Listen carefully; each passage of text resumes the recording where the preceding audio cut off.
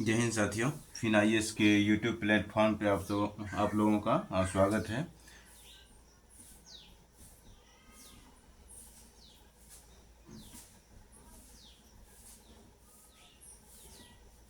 तो आज देख रहे हैं वीडियो लेक्चर संख्या 7।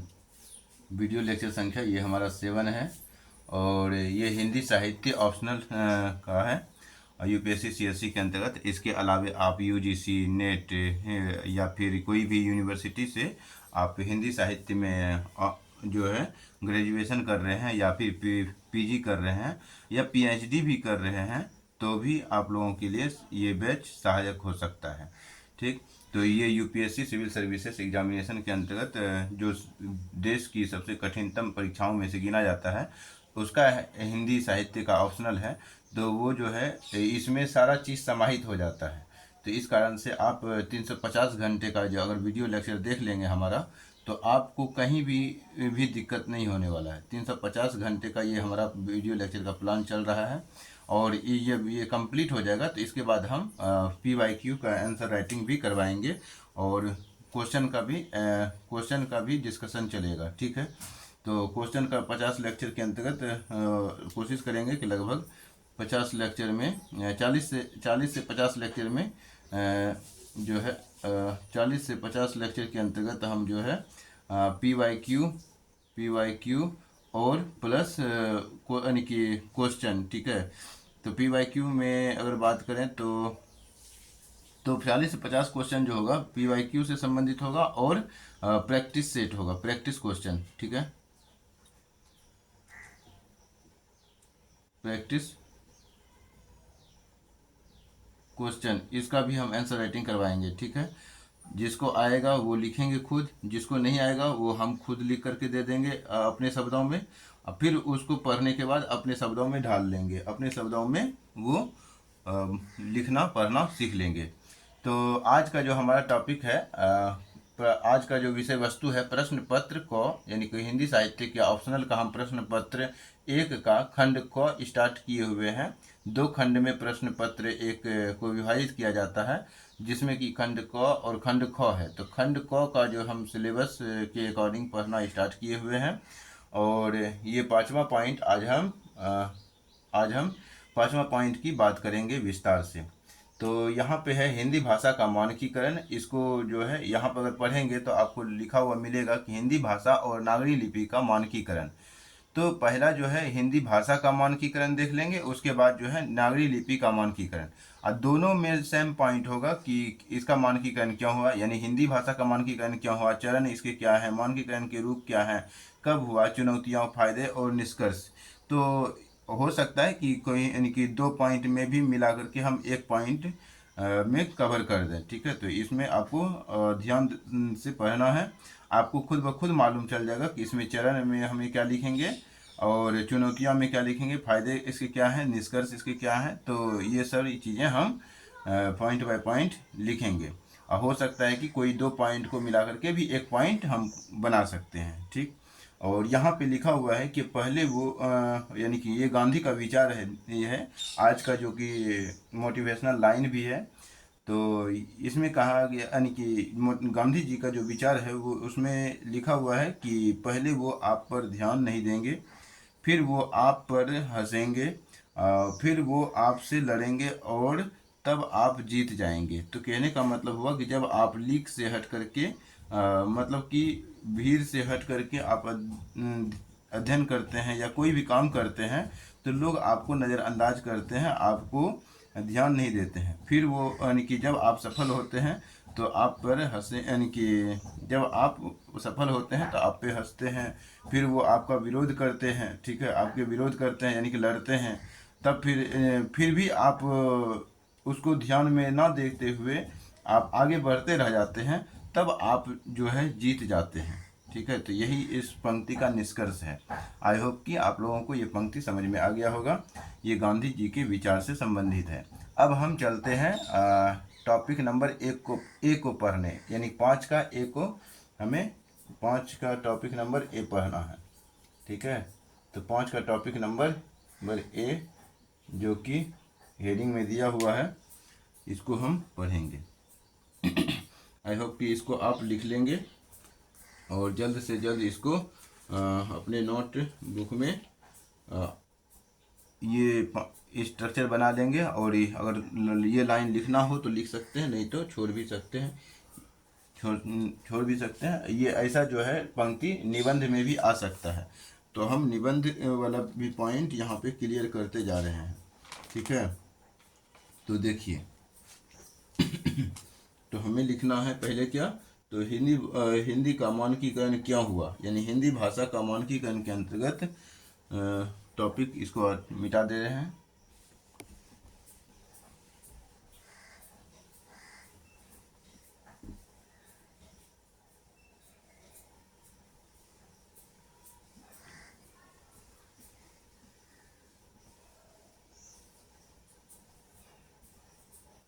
इसको आप अलग से पुनः हेडिंग देंगे, इसको आप अलग से पुनः हेडिंग देंगे, ठीक है, बनाने के बाद। और इसी के अंतर्गत आप स्टार पॉइंट में लिखेंगे कि हिंदी भाषा का मानकीकरण क्यों हुआ, लिखेंगे हिंदी भाषा का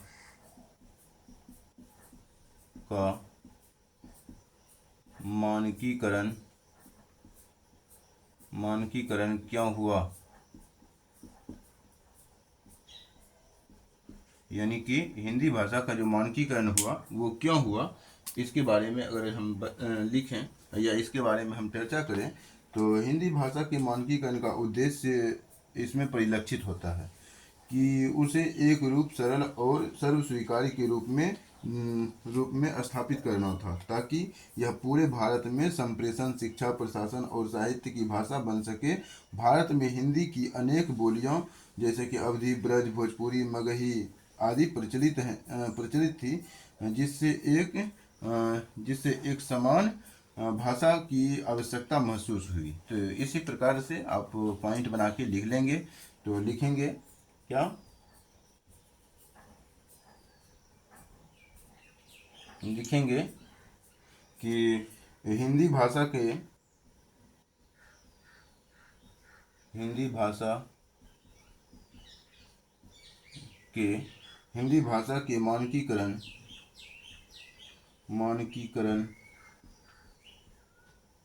हिंदी भाषा के मानकीकरण का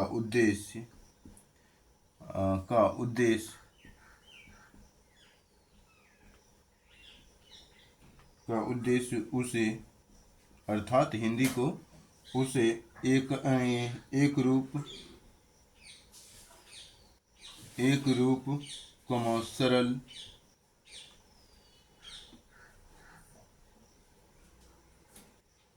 सरल और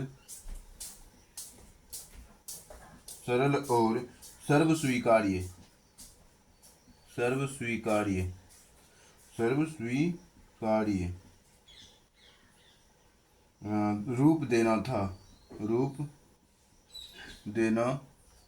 था, ताकि यह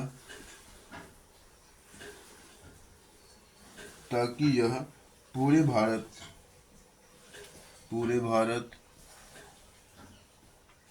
भारत में संप्रेषण,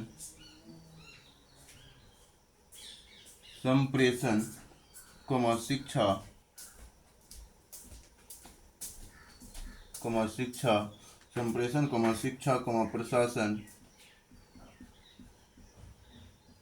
प्रशासन और साहित्य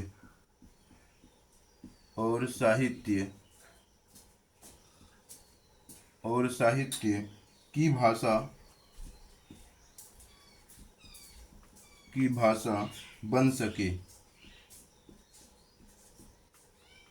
भाषा बन सके। भारत में हिंदी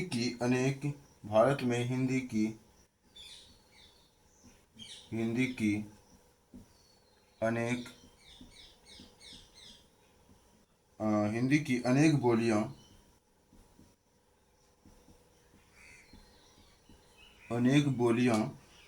ब्रैकेट में लिख सकते हैं, अवधी जो कि आप पढ़ चुके हैं, ब्रज, अवधी ब्रज भोजपुरी भोजपुरी मगही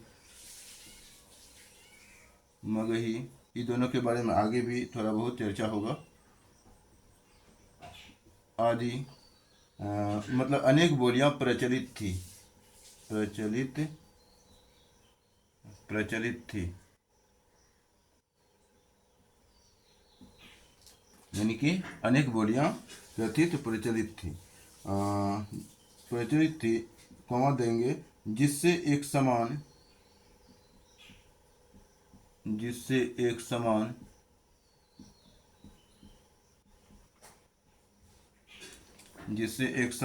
भाषा के रूप की आवश्यकता महसूस हुई। समान भाषा के यानी भाषा के रूप की एक समान भाषा की आवश्यकता हुई, एक समान भाषा की आवश्यकता हुई,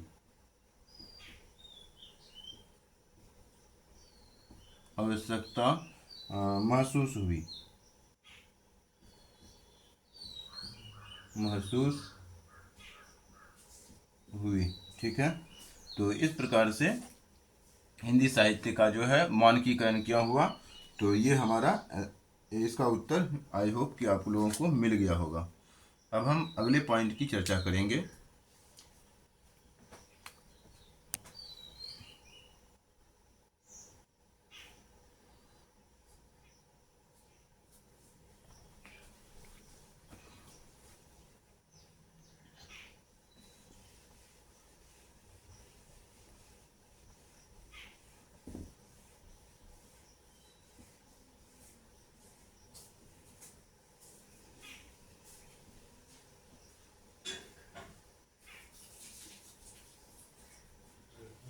अब इसमें आप टॉपिक देंगे कि मानकीकरण की आवश्यकता के कारण, तो कारण की बात करेंगे अब।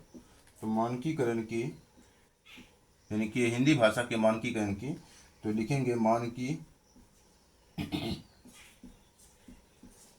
मानकीकरण। आपको समझ में आ जाना चाहिए किसका मानकीकरण की बात कर रहे हैं, तभी हम ए पढ़ रहे हैं, तो इसीलिए एक ही मानकीकरण की बात करेंगे। तो मानकीकरण की आवश्यकता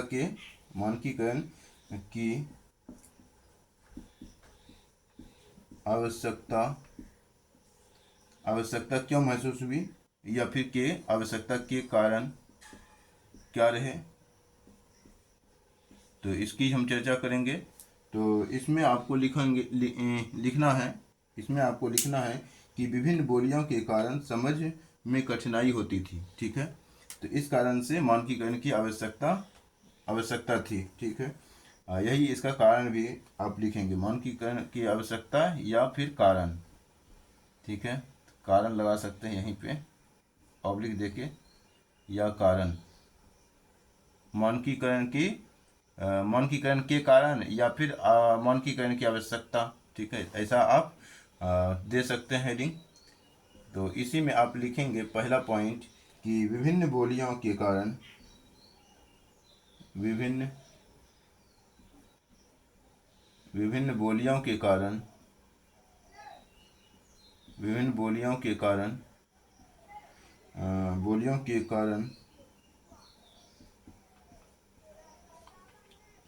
समझ में कठिनाई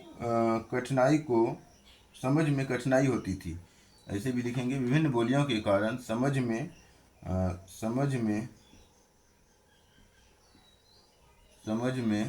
कठिनाइयों को दूर करने या फिर आसान बनाने के लिए समझ में कठिनाई को दूर करने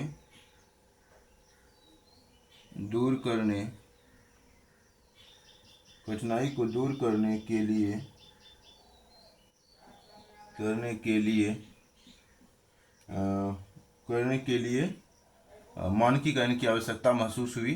ठीक है, मानकीकरण की आवश्यकता आवश्यकता महसूस हुई। ठीक। और उसके बाद फिर अगला पॉइंट लिखेंगे इसी में कि प्रशासनिक और शैक्षणिक कार्यों के लिए प्रशासनिक और प्रशासनिक और शैक्षणिक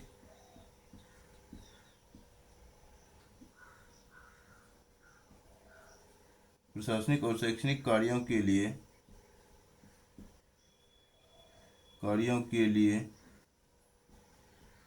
प्रशासनिक और शैक्षणिक कार्यों के लिए एक समान भाषा एक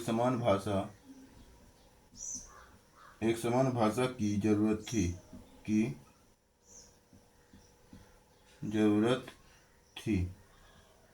ठीक। और तीसरा पॉइंट में लिखेंगे कि राष्ट्रीय एकता और सांस्कृतिक पहचान को सुदृढ़ करने के लिए भी हिंदी के मानकीकरण की आवश्यकता को नज़रअंदाज नहीं किया जा सकता था। तो ऐसे भी आप लिखेंगे राष्ट्रीय एकता या राष्ट्रीय एकता और सांस्कृतिक पहचान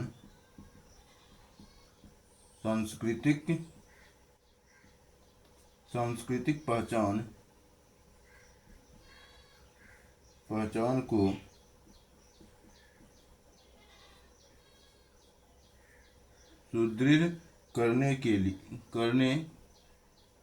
सुदृढ़ करने की आवश्यकता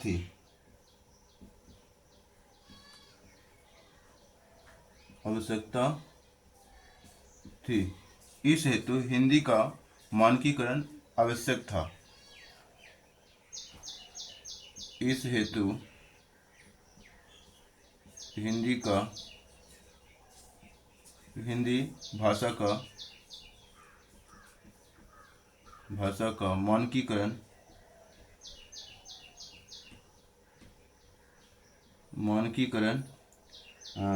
हिंदी भाषा का मानकीकरण आवश्यक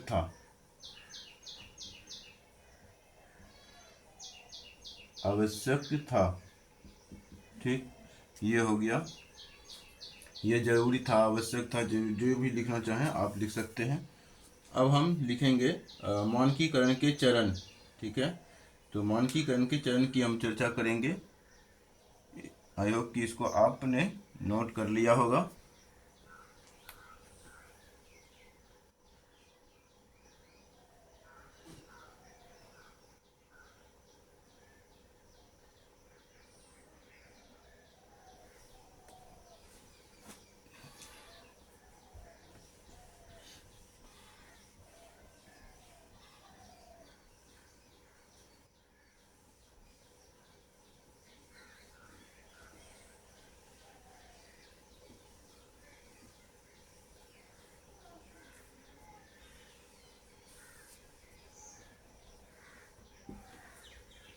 अब हम नेक्स्ट पॉइंट की चर्चा करेंगे। नेक्स्ट पॉइंट हो जाएगा हमारा मानकीकरण के चरण। लिखेंगे, हेडिंग देंगे मानकीकरण के चरण।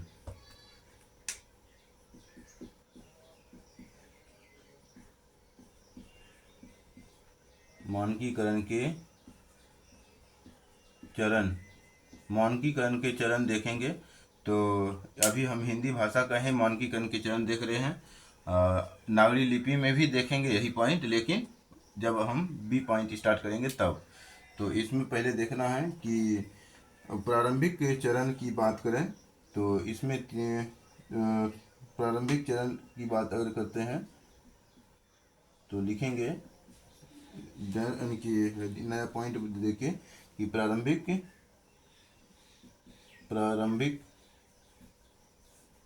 प्रारंभिक चरण जैसे कि 1800 से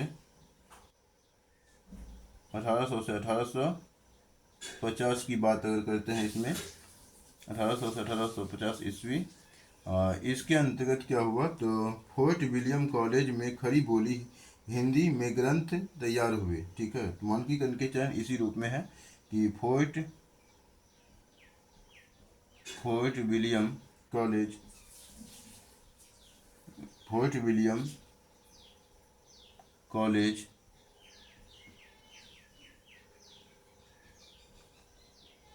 फोर्ट विलियम कॉलेज में खड़ी बोली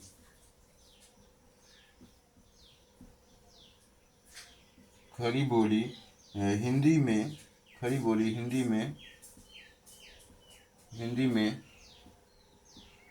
हिंदी में ग्रंथ तैयार हुए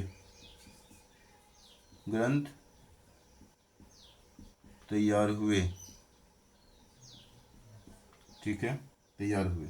जैसे अब ऐसा पॉइंट है, इस पॉइंट को सिर्फ ऐसा नहीं कि आप यहीं पे ऐड कर सकते हैं, जोड़ सकते हैं, आपको जहां आवश्यकता महसूस हुआ वहां पर भी आप इस पॉइंट को लिख सकते हैं।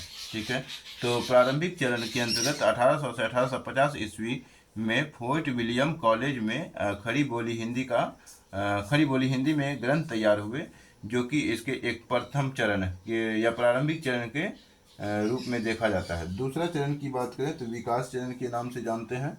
विकास चरण विकास चरण की अगर हम बात करें तो 1850 से 1900 ईस्वी के बीच की बात करते हैं इसके अंतर्गत। तो इसमें बात करेंगे तो भारतेंदु हरिश्चंद्र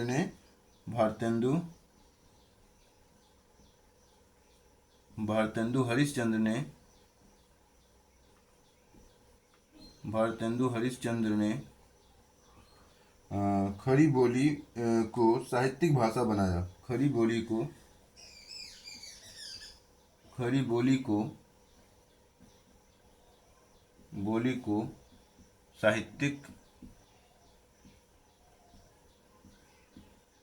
साहित्यिक भाषा बनाया। ठीक, और अगला पॉइंट की अगर हम बात करें तो स्थिरीकरण का भी चरण आया। तो यहाँ पे लिखेंगे स्थिरीकरण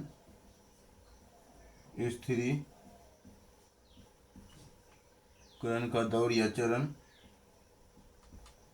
स्थिरीकरण का चरण की बात करें तो 1900 से 1950 की दौर की बात करते हैं। तो इसमें महावीर प्रसाद द्विवेदी और प्रेमचंद ने लिखेंगे कि महावीर प्रसाद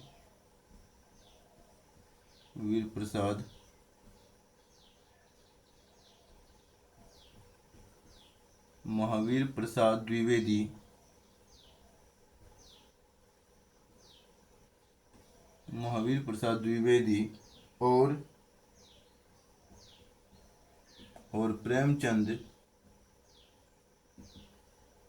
प्रेमचंद ने हिंदी को जनभाषा के रूप में स्थापित किया।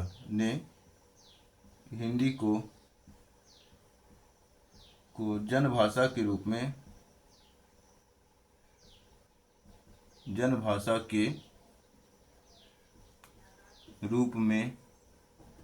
स्थापित किया।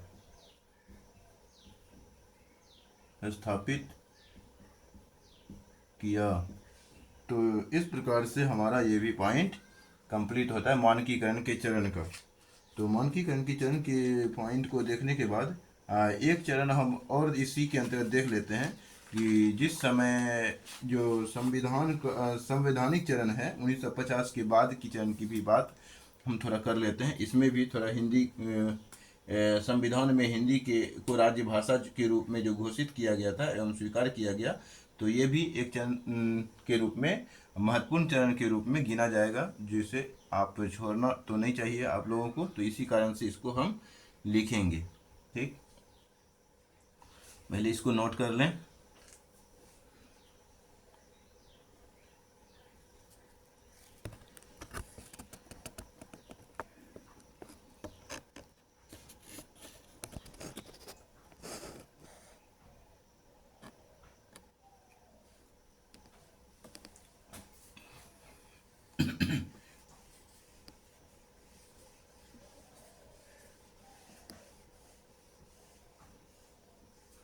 चरण में ही आप चौथा चरण यानी कि चौथा पॉइंट लिखेंगे चरण के अंतर्गत ही।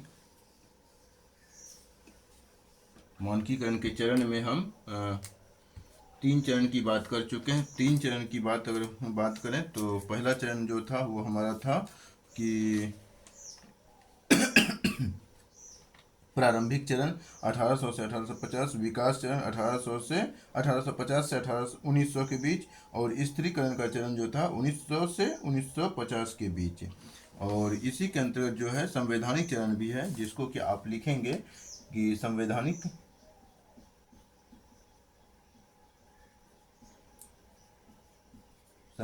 चरण 1950 के बाद की बात होता है, यानी कि 1950 के बाद। तो इसके अंतर्गत आपको लिखना है कि संविधान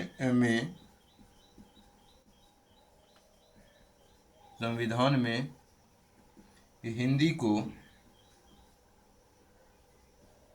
को राजभाषा के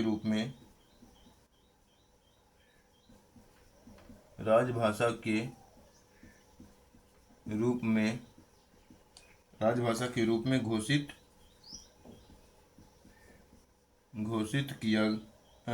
एवं सर्व स्वीकार्य किया गया।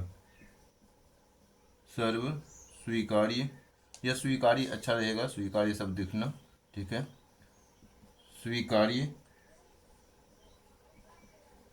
स्वीकार्य किया गया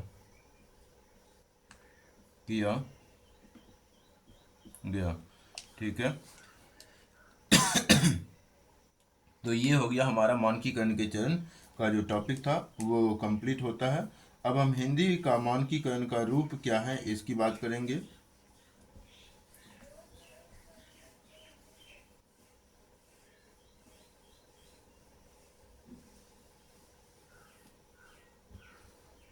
तो हेडिंग देंगे हिंदी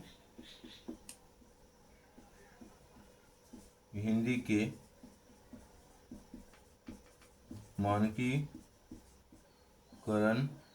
मानकीकरण या मानकीकृत लिख सकते हैं, मानकीकृत रूप,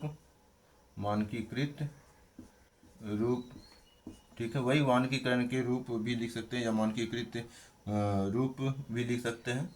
तो इसमें आप लिखेंगे कि मतलब भाषा की थोड़ा थोड़ा जो है शब्द की भी समझ होनी चाहिए कि हमें किस में क्या लिखना चाहिए। तो इसीलिए थोड़ा शब्द को हम डाइवर्सिफाई कर देते हैं, ठीक है, विविधता ला देते हैं भाषा में, शब्द में, ठीक है। इसी कारण से हम ऐसे शब्दों को लिखते हैं। तो इसमें लिखना है कि खड़ी बोली आधारित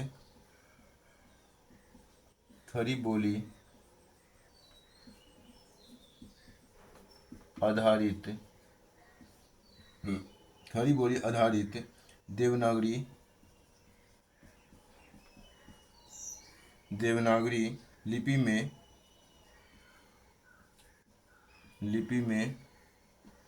लिखी जाने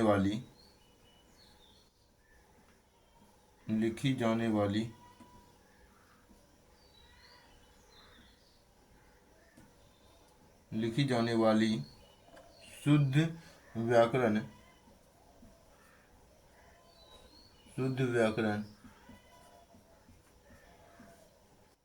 और शब्दावली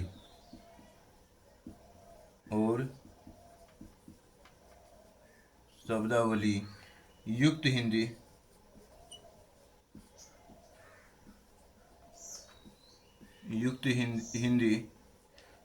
हिंदी को मानकीकृत हिंदी कहा जाता है। शुद्ध हिंदी को मानकीकृत हिंदी कहा जाता है।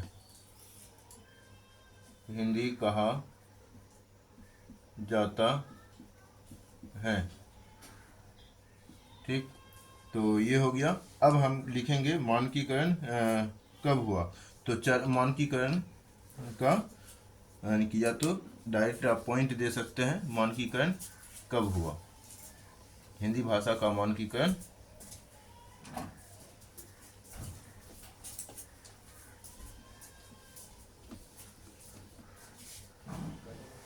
लिखेंगे कि हिंदी भाषा का मानकीकरण कब हुआ। हिंदी भाषा का मानकीकरण, हिंदी भाषा का मानकीकरण कब हुआ, कब हुआ। ठीक, तो हिंदी भाषा का जो मानकीकरण कब हुआ, तो इसके बारे में अगर लिखना हो तो आप लिखेंगे कि मुख्य रूप से इसका संगठित मानकीकरण, मुख्य रूप से, मुख्य रूप ज़्यादा मैन होता है मुख्य रूप ही, ठीक है। तो मुख्य रूप से, मुख्य रूप से इसका संगठित मानकीकरण, मुख्य रूप से इसका संगठित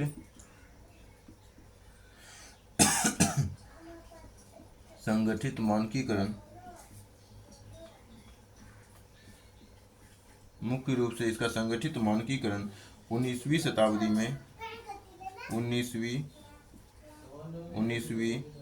शताब्दी में, 19वीं शताब्दी में, 19वीं शताब्दी में,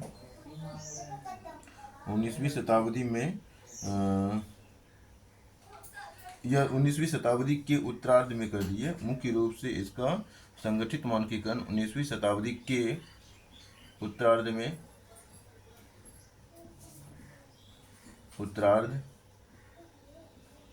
उत्तरार्ध में हुआ था।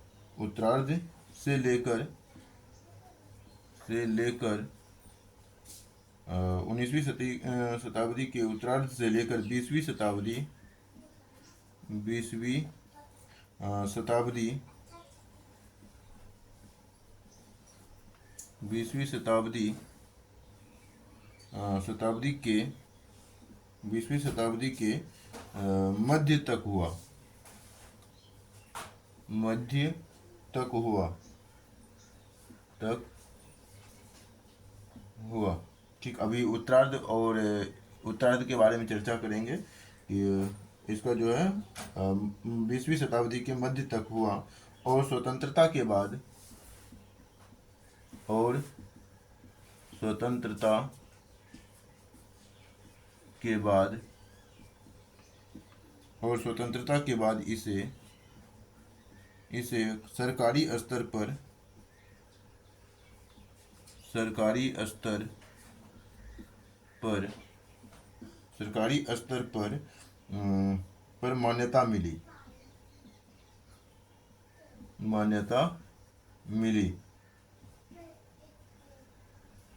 तो ये हो गया। तो यहाँ पे देखिए क्या लिखा हुआ है कि उत्तरार्ध, तो पहले इसको समझ लेते हैं। मुख्य रूप से इसका जो संगठित मानकीकरण हुआ, यानी कि हिंदी भाषा का संगठित मानकीकरण हुआ, ये 19वीं शताब्दी के उत्तरार्ध से लेकर, 19वीं शताब्दी के उत्तरार्ध की अगर बात करें तो 1850 के बाद की अगर बात होगा, तो जैसे 1851 से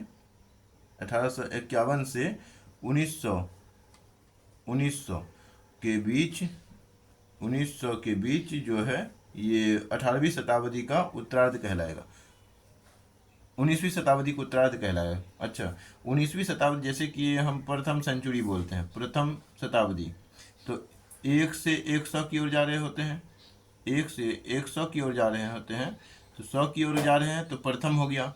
200 की ओर जा रहे हैं तो यानी कि 101 से 200 की ओर जा रहे हैं तो दूसरी शताब्दी हो गया। उसी प्रकार अगर हम 1800 से 1900 की ओर जा रहे हैं तो ये 19वीं शताब्दी कहलाएगा, ना कि 18वीं शताब्दी।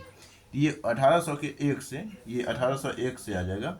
1801 से 1900 की ओर जा रहे हैं तो ये 19वीं शताब्दी में आएगा। ये 100 साल का होता है शताब्दी, तो शताब्दी जो है 100 साल का होता है। तो ये अगर 1801 से 1900 की ओर जा रहे हैं तो 19वीं शताब्दी है। अब इसी को आधा भाग में बांट दीजिए, तो 1801 से 1849 या 50, 1850 ये पूर्वार्ध हो गया, पूर्वार्ध हो जाएगा। इसको क्या कहेंगे? पूर्वार्ध।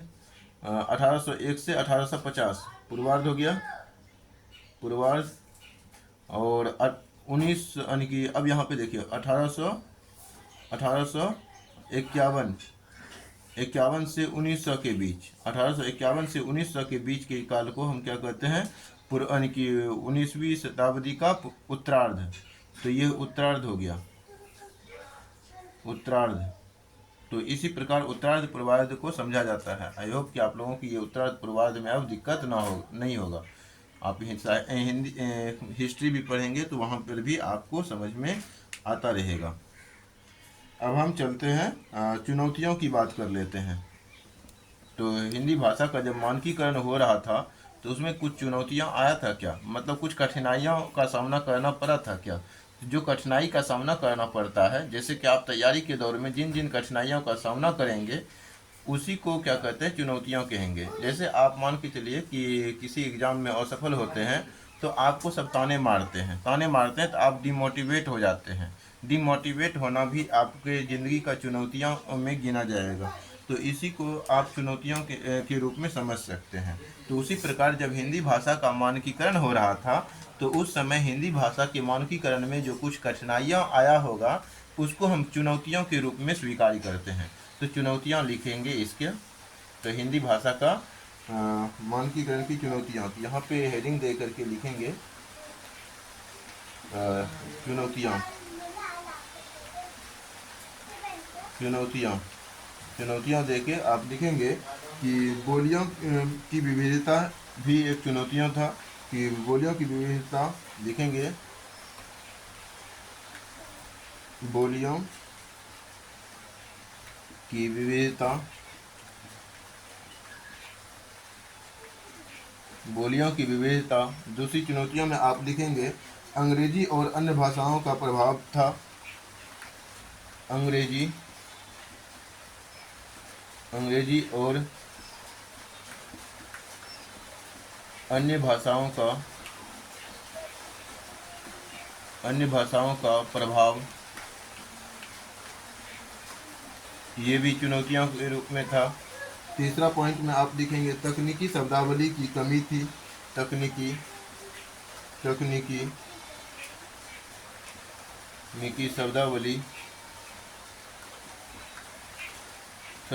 की कमी, तकनीकी शब्दावली की कमी। जैसे कि अब साइंस एंड टेक्नोलॉजी से संबंधित कोई शब्द आ गया तो उसको हिंदी में लिख करके समझा जाए कि अंग्रेजी में ही लिख करके, अंग्रेजी शब्द को ही देवनागरी में लिख करके समझा जाए, तो इसकी भी समस्या थी। और अलग अलग क्षेत्रों में उच्चारण और वर्तनी का अंतर था, ठीक है, लिखावट में अंतर, वर्तनी में अंतर। तो अलग अलग क्षेत्रों में, अलग अलग क्षेत्रों में, अलग अलग क्षेत्रों में उच्चारण, अलग अलग क्षेत्रों में उच्चारण और वर्तनी, यानी कि लिखने में अशुद्धि, वर्तनी मतलब कि शुद्ध, कहीं पे कुछ लिखा जा रहा है, कहीं पे कुछ लिखा जा रहा है एक ही शब्द को, ठीक है। तो उच्चारण और वर्तनी में उच्चारण और वर्तनी का अंतर था। तो यही सब जो है हिंदी भाषा के मानकीकरण की चुनौतियों में से गिना जाता है, ठीक है। तो अब हम मानकीकरण के जो फायदे हुआ, हिंदी भाषा का जब मानकीकरण हो जाता है तो उसका क्या क्या फ़ायदा हुआ उसकी हम चर्चा कर लेते हैं।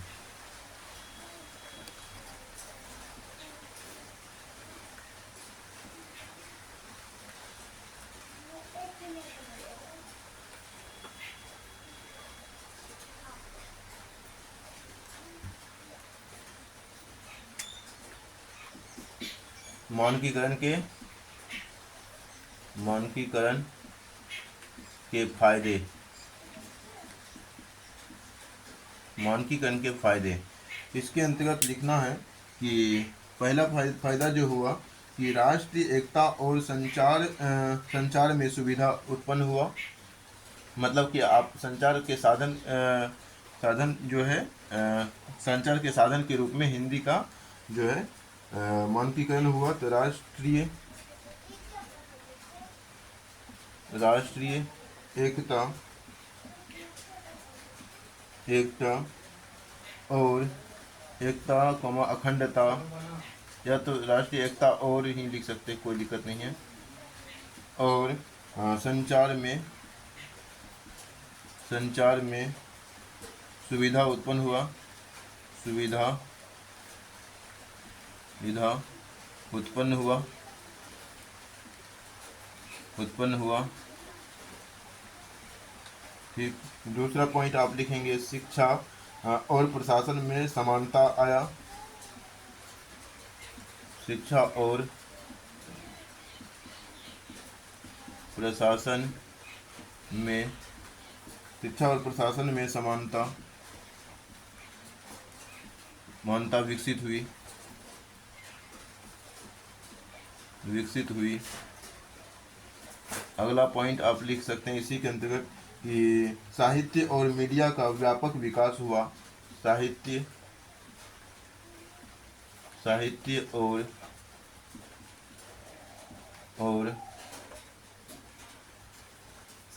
और मीडिया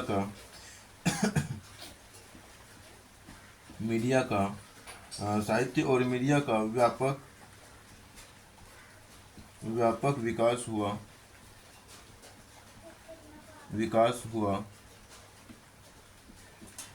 और अगला पॉइंट में लिखते हैं कि हिंदी का अंतर्राष्ट्रीयकरण भी उत्पन्न हो गया। यहाँ तक कि हिंदी का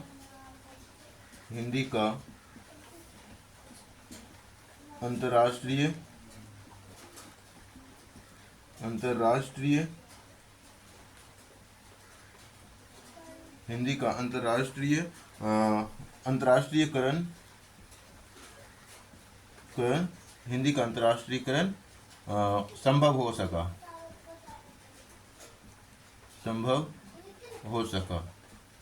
मतलब होना शुरू हो गया। हिंदी का अंतर्राष्ट्रीयकरण भी कुछ मायने में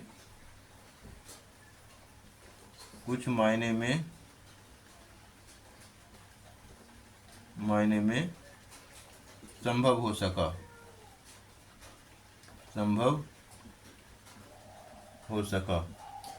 तो इस प्रकार मानकीकरण के फायदे देखे आपने। अब हम निष्कर्ष की बात करेंगे और ये हमारा जो पॉइंट है 5 के अंतर्गत वो कंप्लीट हो जाएगा।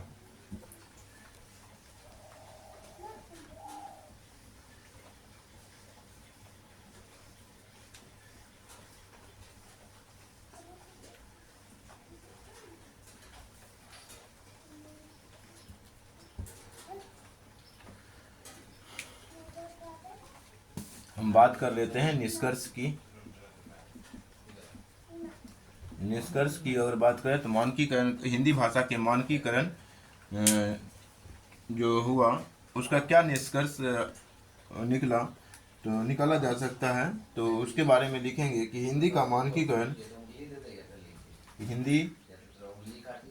एक मिनट,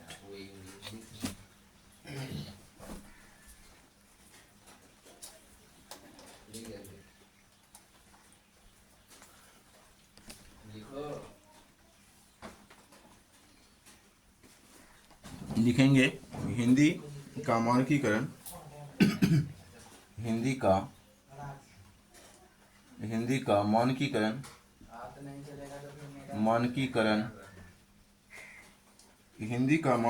भारतीय समाज में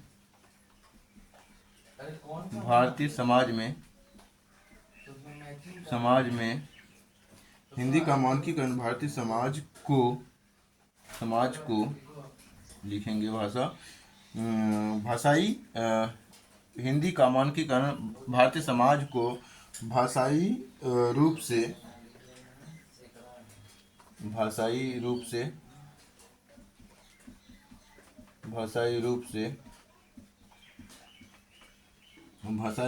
जोड़ने वाला महत्वपूर्ण कदम रहा। भाषाई रूप से जोड़ने वाला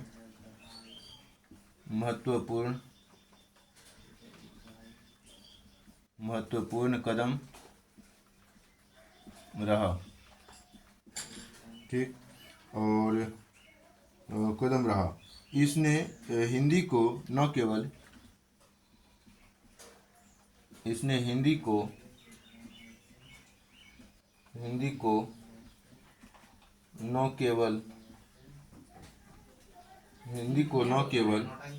राष्ट्रीय पहचान दी,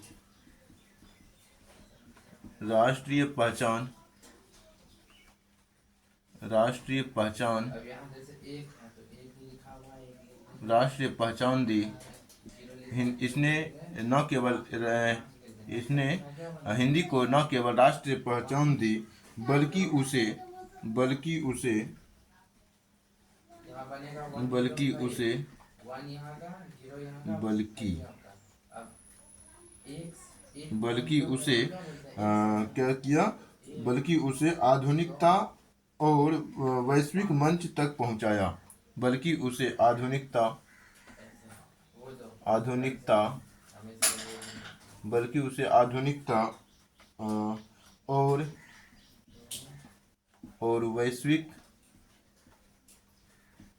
वैश्विक मंच प्रदान किया, या वैश्विक मंच तक पहुंचाया पहुंचाया। ठीक है, तो ये हमारा पॉइंट कंप्लीट हो जाता है, ये हमारा टॉपिक कंप्लीट होता है। 5 के अंतर्गत ए कंप्लीट होने के बाद हम बी की ओर प्रवेश करने जा रहे हैं। तो आप अब नगरी लिपि का मानकीकरण टॉपिक लिख सकते हैं। जैसे हम इसमें पॉइंट बाय पॉइंट पढ़े थे, उसी प्रकार हम नागरी लिपि में भी मानकीकरण के अलग अलग पॉइंट के रूप में देखेंगे कि इसमें क्या क्या पॉइंट है। वही सब पॉइंट है जो कि हिंदी भाषा के मानकीकरण के रूप में देखे थे। तो बी हेडिंग देंगे। बी हेडिंग में क्या देना है, तो नागरी लिपि का मानकीकरण। नागरी लिपि का मानकीकरण, इसके अंतर्गत आपको लिखना है पहला पॉइंट, परिचय या फिर मानकीकरण के क्यों हुआ। ठीक है, तो मानकीकरण क्यों हुआ, उसी में परिचय भी बोल देते हैं, क्यों हुआ ये भी बोल देते हैं। ठीक है, तो इसके अंतर्गत लिखना है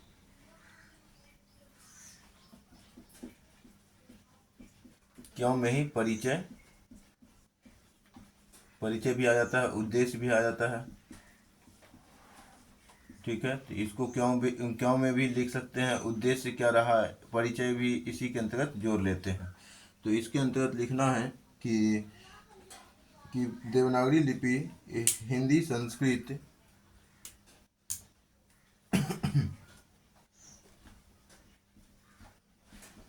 देवनागरी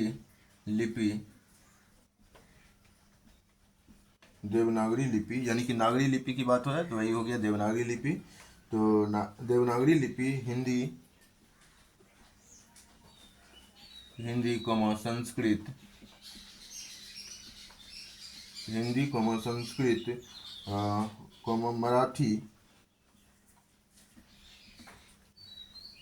मराठी और कई भारतीय भाषाओं की और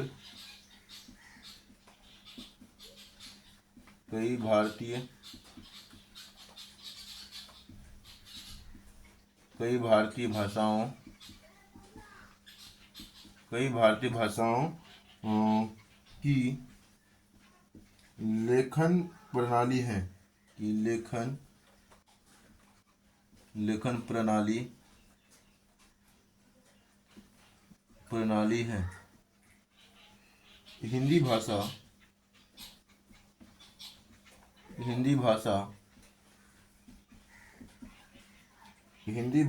के मानकीकरण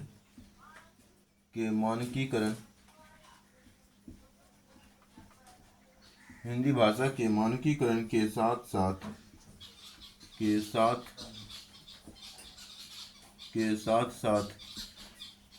हिंदी भाषा के मानकीकरण के साथ साथ देवनागरी लिपि का भी मानकीकरण के साथ साथ देवनागरी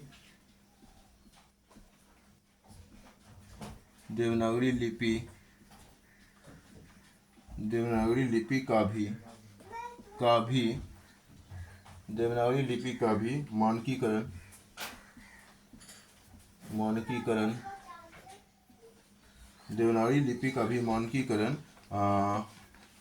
आवश्यक था, ताकि ताकि लेखक जो है यानी कि लेखन कोमा मुद्रण और शिक्षा में एकरूपता बनी रहे, ऐसी आवश्यकता थी। मतलब यही सब इसका उद्देश्य था। परिचय भी था, क्यों का जवाब यानी क्यों का सवाल भी इसी में निहित भी है। ठीक है, तो मानकीकरण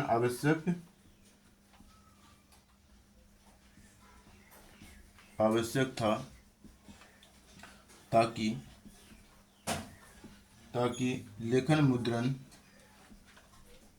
लेखन कमा देके मुद्रण और शिक्षा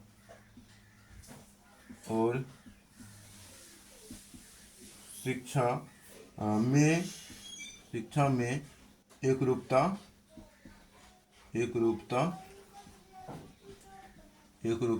बनी रहे। ठीक। और इसके बाद अगला जो पॉइंट लिखना है वो लिखना है किससे संबंधित, तो नागरी लिपि के मानकीकरण की आवश्यकता क्यों महसूस हुई। तो इसकी आवश्यकता लिख करके आप देंगे। नया हेडिंग में आप आवश्यकता लिखेंगे, केवल आवश्यकता लिखना है, तो बाकी तो समझ में आ ही जाएगा किसकी आवश्यकता लिख रहे हैं। तो नागरी लिपि की मानकीकरण की आवश्यकता लिख रहे हैं। ठीक है, तो आप पूरा हेडिंग भी दे सकते हैं या फिर नागरी लिपि के लिखेंगे, नागरी लिपि के मानकीकरण की आवश्यकता। ठीक है, तो ये हेडिंग देके आप इसमें लिखना है आप लोगों को कि विभिन्न क्षेत्रों में देवनागरी के अलग अलग रूप प्रचलित थे। लिखेंगे विभिन्न क्षेत्रों में, पहला पॉइंट, विभिन्न क्षेत्रों में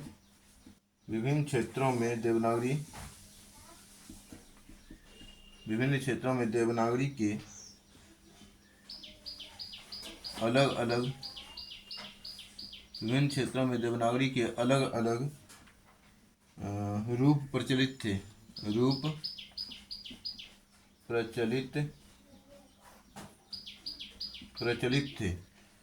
दूसरा पॉइंट लिखेंगे कि अक्षरों के आकार,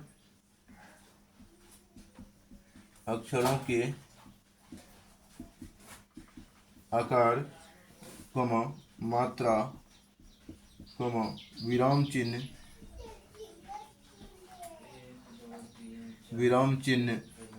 और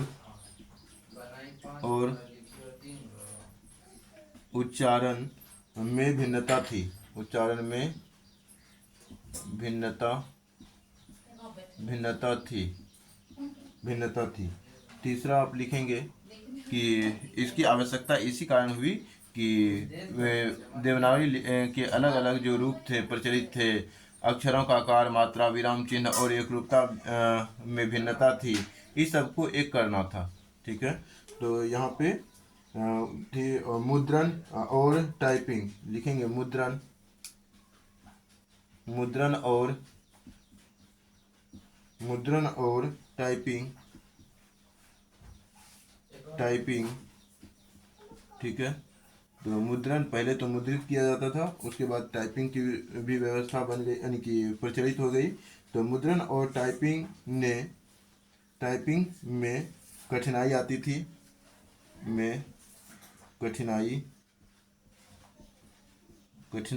थी,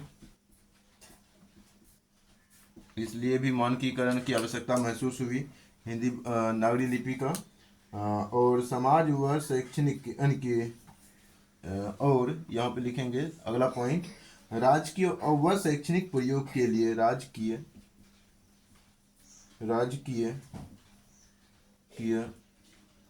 व शैक्षणिक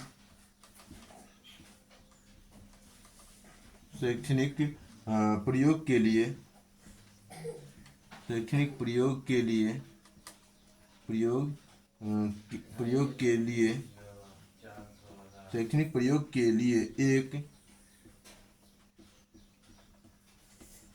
एक समान लिपि की जरूरत थी। एक समान लिपि की जरूरत थी। तो ये हो गया हमारा राजकीय व शैक्षणिक प्रयोग के लिए एक समान लिपि की जरूरत जो थी। इसी कारण नागरी लिपि का मानकीकरण की आवश्यकता महसूस हुई या आवश्यकता जरूरी थी। ठीक है, तो इस नागरी लिपि को इस संदर्भ में मानकीकृत किया गया।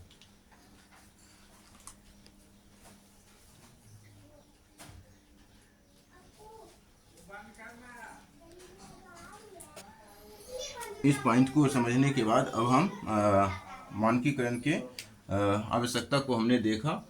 अब हम मानकीकरण की प्रक्रिया को देखेंगे। प्रक्रिया जो है नागरी लिपि के मानकीकरण की प्रक्रिया, यानी कि कैसे हुई। प्रक्रिया मतलब होता है कि कैसे हुई। आप इसको लिख लिए होंगे। अब हम आगे बढ़ने वाले हैं।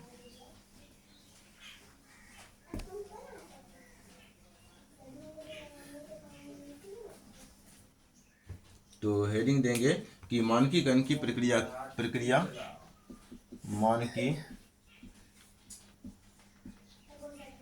की प्रक्रिया मानकीकरण की प्रक्रिया ऐसे ही लिखेंगे प्रक्रिया को। ठीक, तो यहाँ पे प्रक्रिया मतलब कैसे हुआ उसकी बात करते हैं प्रक्रिया में। तो इसमें लिखेंगे कि 19वीं शताब्दी में फोर्ट विलियम कॉलेज और नागरी प्रचारणी सभा ने लिपि सुधार पर कार्य किया। तो लिखेंगे पहला पॉइंट,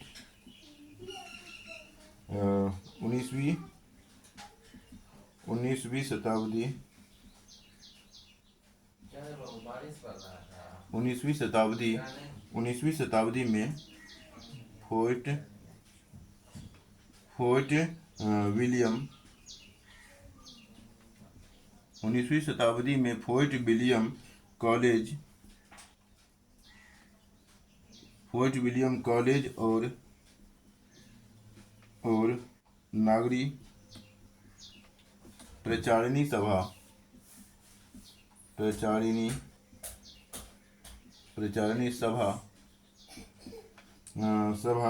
ने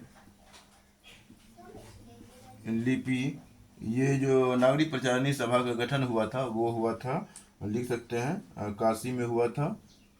और ये काशी में 1893 में हुआ था। 1893 में, ठीक है, काशी 1893 में नागरी प्रचारणी सभा का गठन हुआ था, जो कि 19वीं शताब्दी में ही आता है। तो सभा में लिपि सुधार पर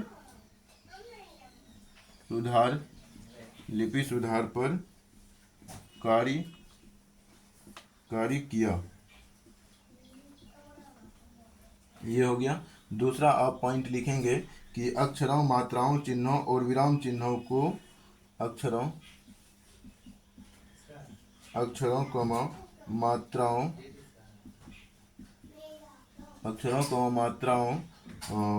चिन्हों और विराम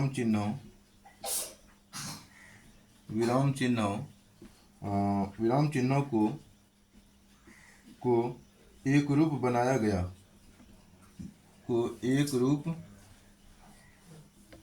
एकरूपता दी गई।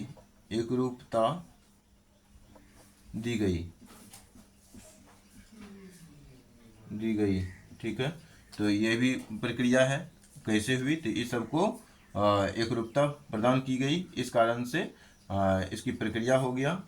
अगला पॉइंट आप लिखेंगे कि 1950 में संविधान द्वारा 1950 ईस्वी में संविधान द्वारा 1950 ईस्वी में संविधान द्वारा देवनागरी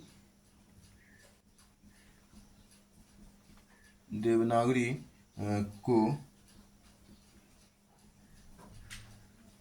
देवनागरी को हिंदी की मानक लिपि घोषित किया गया। हिंदी हिंदी को हिंदी को मानक हिंदी को मानक हिंदी को मानक लिपि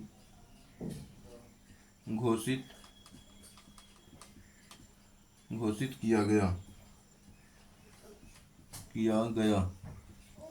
अगला पॉइंट लिखेंगे कि केंद्रीय हिंदी निर्देशालय केंद्रीय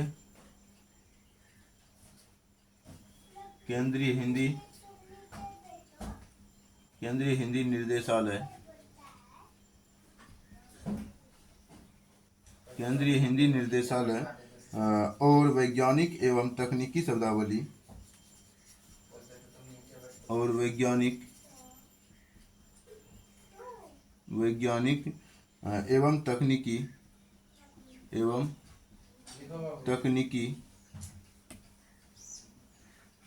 तकनीकी शब्दावली आयोग ने आगे सुधार किए। तकनीकी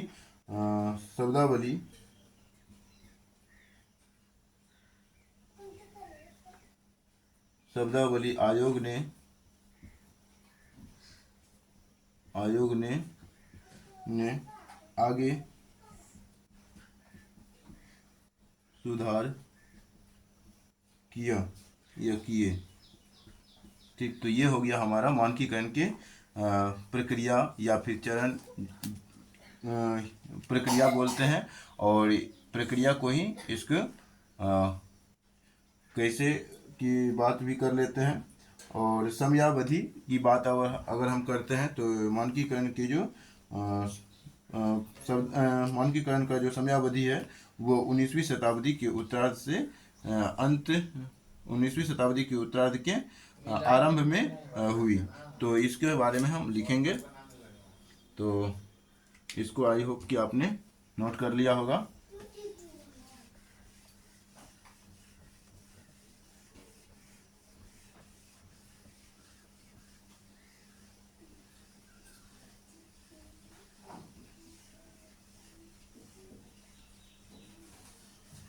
आगे आपको लिखना है कि समयावधि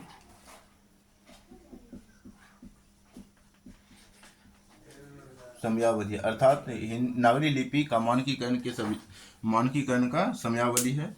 तो इसमें आपको लिखना है कि इसी को हम कब बोल देते हैं। ठीक है, कब हुआ तो समयावधि को अंतर्गत आता है।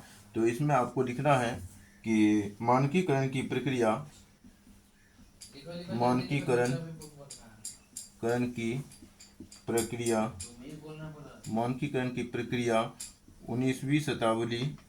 19वीं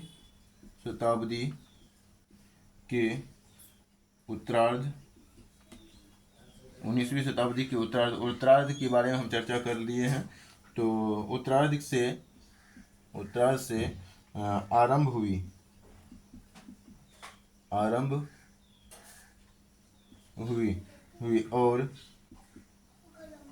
और स्वतंत्रता के बाद 1950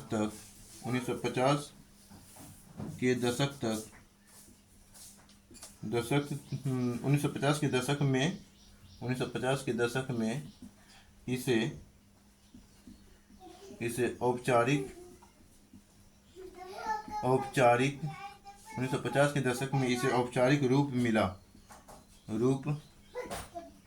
मिला। ठीक है, उसके बाद हम चुनौतियों, फायदे और निष्कर्ष की बात कर लेंगे। खत्म हो जाएगा हमारा टॉपिक। 3 पॉइंट और बचे हुए हैं, बस ये अब समाप्त होने वाला है ये लेक्चर। यानी कि 3 पॉइंट और बच गए हैं। छोटा पॉइंट है, इसको हम चर्चा कर लेते हैं। उसके बाद जो हमारा लेक्चर संख्या 7 है वो पूरा तरीके से कंप्लीट हो जाएगा और 5वां पॉइंट भी हमारा कंप्लीट हो जाएगा। तो इसके लिए आपको पहले चुनौतियाँ लिखना पड़ेगा।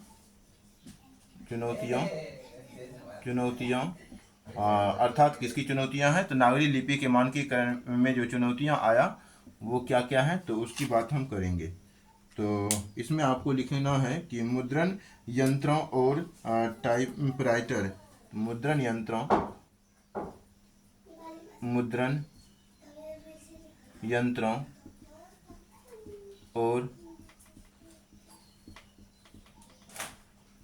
टाइपराइटरों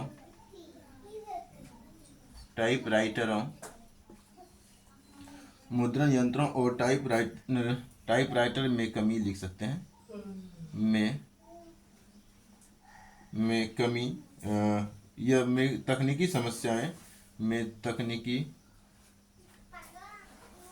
समस्याएं हुई। ये भी चुनौतियां में ही आएगा। तकनीकी सीमाएं थी या कमी थी, जो भी आप लिखें वो लिख सकते हैं। दूसरा पॉइंट लिख सकते हैं कंप्यूटर युग में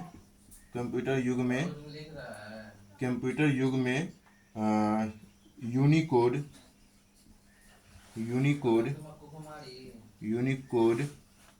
कंप्यूटर युग में यूनिकोड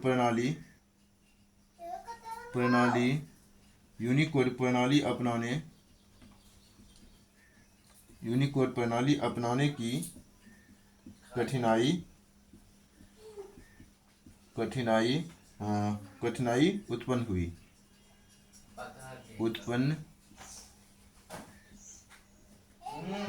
थी। डायरेक्ट लिखेंगे कठिनाई थी, तो ये भी चुनौतियों में ही गिना जाएगा। अगला पॉइंट लिखेंगे अन्य भारतीय लिपियों में समन्वय की समस्या थी। अन्य भारतीय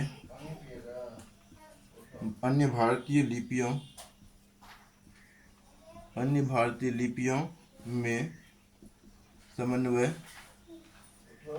समन्वय की समस्या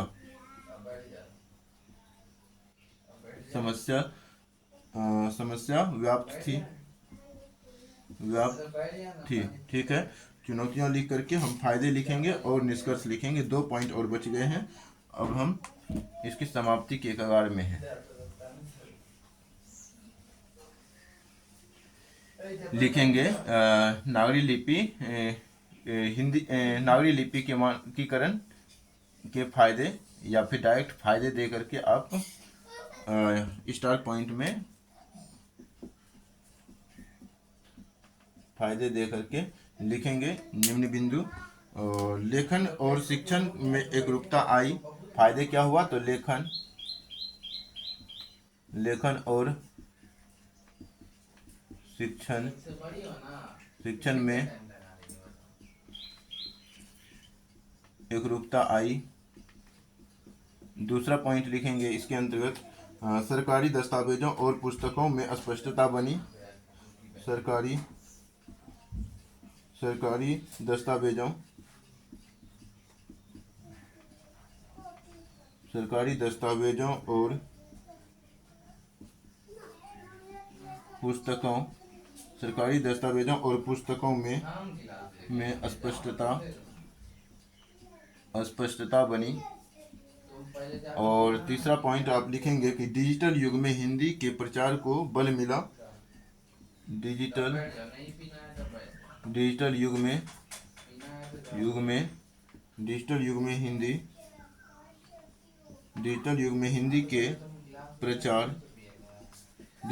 हिंदी के प्रचार को बल मिला।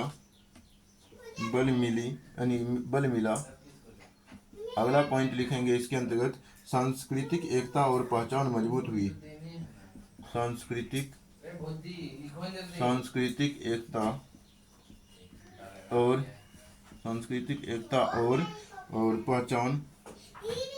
पहचान मजबूत हुई। सांस्कृतिक एकता और पहचान मजबूत हुई। अगला हम निष्कर्ष पॉइंट लिख करके समाप्त कर देंगे। यहाँ पे कुछ बच्चे हैं जो कि थोड़ा बहुत हल्ले भी कर रहे हैं। ठीक है, टेंशन नहीं लेना है आप लोगों को अपना पढ़ने से ध्यान देना है। ठीक है, तो बोलिए ठीक है। चलिए, तो निष्कर्ष देके निष्कर्ष लिख करके इस पॉइंट को समाप्त करना है।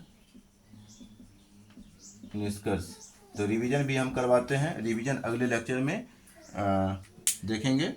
टाइम जिस समय बचता है उस समय हम निष्कर्ष भी यानी कि उस समय हम रिवीजन भी करवा देते हैं समझा भी देते हैं और समझा भी देते हैं और रिवीजन भी करवा देते हैं। तो यहाँ पे लिखना है कि देवनागरी लिपि का मानकीकरण, देवनागरी लिपि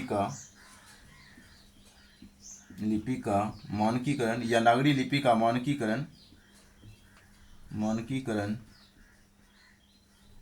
देवनागरी लिपि का मानकीकरण हिंदी भाषा के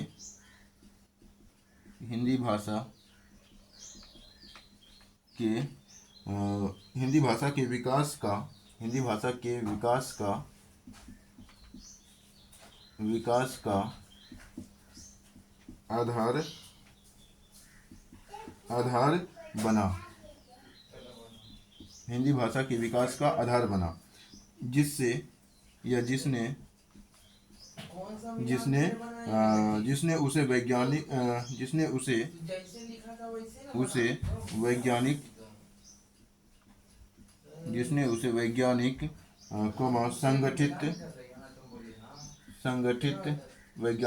संगठित और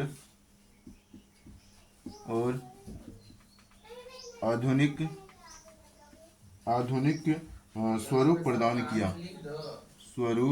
कितना ये वाला लिख प्रदान और इसको इसने प्रदान किया। वो नाम है तो ये हो गया हमारा पूरा संपूर्ण पॉइंट, लेक्चर संख्या 7 का संपूर्ण पॉइंट क्लियर हो गया है।